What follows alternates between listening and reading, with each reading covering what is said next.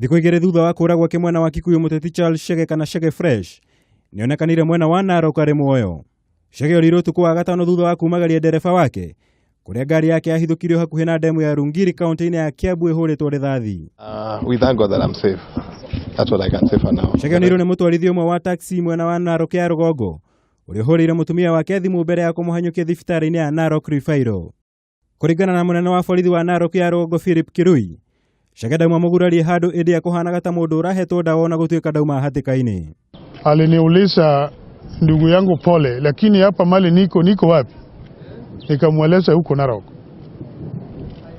Nikaona kama hako na msangao. Alafu baadaye akaniuliza swali ya pili. Nilikuwa naomba unisaidie simu.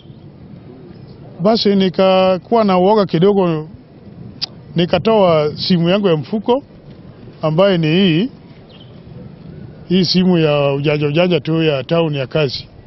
Nikamweleza unipatie namba ile unataka kuipiga.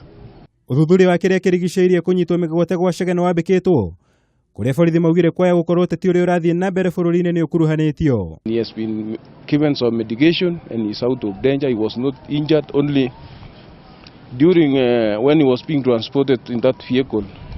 Those culprits stepped on his ribs.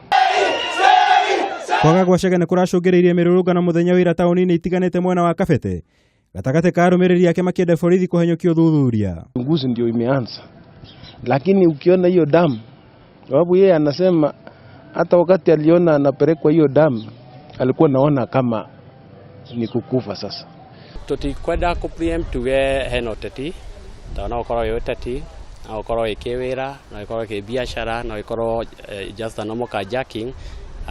And that clarification tungeheo ni mheshimiwa Charles Chege mwenyewe rĩrĩa akũhota kwaria. Kiribotera Kameme TV, njĩtagwo Mwaura Wagunya.